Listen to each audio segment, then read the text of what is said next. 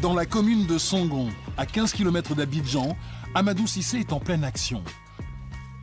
Le responsable de cette ferme de poulets s'active pour nourrir des milliers de volatiles affamés. Bienvenue. Donc, attaquer l'autre côté là-bas. Il faut bien régler les choses, les mazoirs là. Ouais, mets dedans, mets dedans. Ouais, ça va. Amadou Cissé gère 25 000 poulets. Un élevage intensif, régi par des normes de qualité et des objectifs de rendement. Car cet éleveur travaille pour la plus grosse entreprise agroalimentaire de la Côte d'Ivoire, Coq-Ivoire. En 40 ans, l'enseigne est devenue une institution dans le pays. C'est le producteur de poulets en Côte d'Ivoire. Un géant de l'agroalimentaire qui pèse 60 milliards de francs CFA et emploie plus de 1000 salariés. Dans les rues de la capitale économique, la marque est partout. Son poulet se vend dans une 60aine de boutiques dans tout le pays, des produits très populaires chez les Ivoiriens. Ici, d'abord, il y a la confiance. On sait que nous sommes chez Coq-Ivoire et puis le poulet, il est bien. J'utilise uniquement le Coq-Ivoire. Et la preuve en est que je viens de manger du poulet Coq-Ivoire. C'est le meilleur poulet. En tout cas, moi, j'aime ça. En plus, c'est un peu moins cher. Pratique, bon marché et propre. Ce sont les arguments de vente de la marque. Et pour y arriver, elle a mis en place une stratégie bien à elle. Maîtriser toute la filière, du producteur au consommateur. Au nord d'Abidjan, Coq-Ivoire a installé ses propres abattoirs. 30 000 volailles sont débarquées ici chaque jour. Elles sont abattues en suivant un processus immuable. Entre le temps d'accrochage de la volaille et le stockage, nous comptons une dizaine de minutes. Le but ici, c'est de travailler le plus rapidement possible la volaille afin de la stabiliser après abattage en fait. Donc ce qui participe à garantir la sécurité sanitaire aux clients. Des conditions d'hygiène strictes et un rendement industriel. L'usine abat 2200 poulets par heure, des volailles qui proviennent exclusivement des fermes de la marque. Le but, c'est de préserver, c'est de pouvoir assurer la sécurité du produit, du début de la chaîne jusqu'à l'assiette. Après abattage, les volailles sont directement transférées vers les ateliers de découpe. C'est ici que sont conditionnés les poulets, en escalope, en brochette ou en saucisson. Mais le best-seller, c'est le poulet prêt à cuire. C'est vraiment le poulet standard qui représente en moyenne 80 à 90% de nos ventes. C'est vraiment le poulet standard, le produit phare.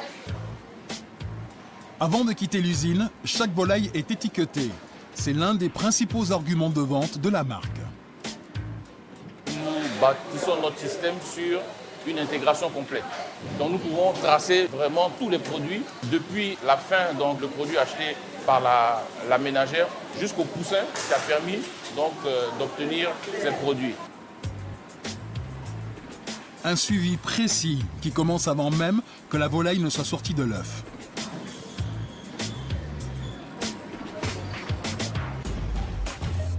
À l'est d'Abidjan, le plus grand incubateur de l'Afrique de l'Ouest.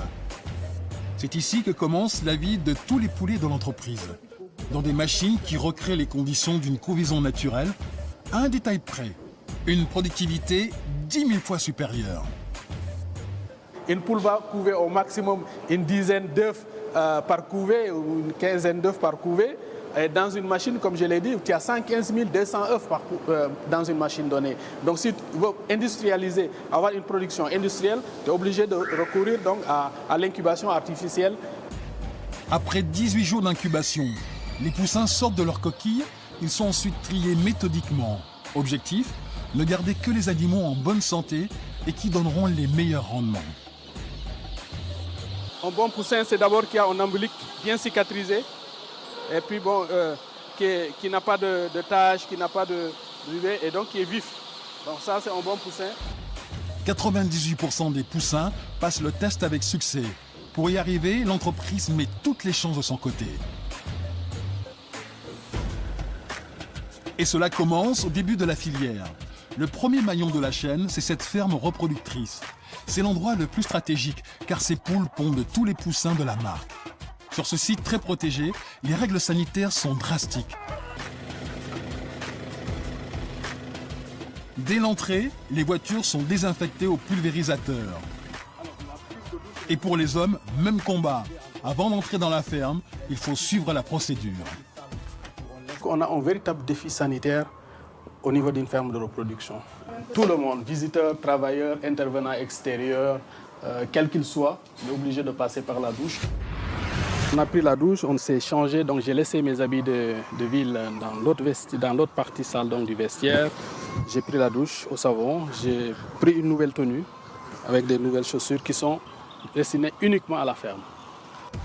Chaque jour, 2500 œufs sortent de ces poulaillers. Ce sont les futurs poulets de consommation. Des œufs qui valent de l'or, alors eux aussi passent par l'étape de la désinfection. Lorsque les œufs sont ramassés, ils sont chauds. Il se peut qu'il y ait des microbes qui sont au-dessus de la coquille. Il est important très rapidement de passer à la désinfection de ces œufs-là, de façon à éviter que les microbes qui sont sur la coquille puissent pénétrer à l'intérieur de l'œuf et infecter l'embryon. Les poules aux œufs d'or, ce sont elles. C'est le capital de la société. La marque a beaucoup investi pour les obtenir. Elles sont issues de croisements qui ont nécessité plusieurs années de recherche. C'est qu'on est en présence d'une souche qui est sélectionnée à la fois pour faire beaucoup d'œufs, la poule, mais en même temps, il est sélectionné de façon à pouvoir donner une progéniture qui va servir à faire de la chair. Donc on se retrouve donc avec une souche chair qui a cette double sélection et donc qui la rend extrêmement fragile et exigeante pour pouvoir se reproduire. Des poules fragiles, ultra protégées. Si les règles ici sont si strictes, c'est que la filière connaît régulièrement de graves crises sanitaires. Son principal ennemi, c'est la grippe aviaire, une maladie qui peut décimer des cheptels entiers. Alors ici, l'hygiène, c'est aussi un enjeu économique. Et pour être encore plus rentable, la société a décidé de pousser plus loin sa stratégie.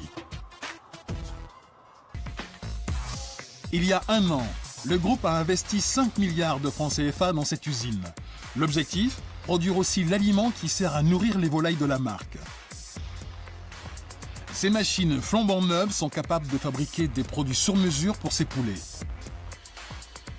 Donc ici, vous avez le produit qui est en sachet, c'est un démarrage chair, donc qui est destiné à des poussins qui vont devenir ensuite des poulets de chair. C'est ce qu'on appelle de la miette, qui doivent être des miettes bien calibrées, bien petites, pour permettre donc l'appréhension par les poussins. C'est vraiment le produit le plus technique que nous ayons. Capacité de production, 120 000 tonnes par an. Et pourtant, ici, très peu de main-d'œuvre, car la plupart des machines sont gérées à distance, derrière des écrans. Ici, c'est le centre de contrôle de toute l'usine. Nous sommes automatisés, donc tout se fait par pilotage informatique. D'après Coq Ivoire, internaliser la production de la nourriture animale est une bonne affaire. Cela permet de faire des économies.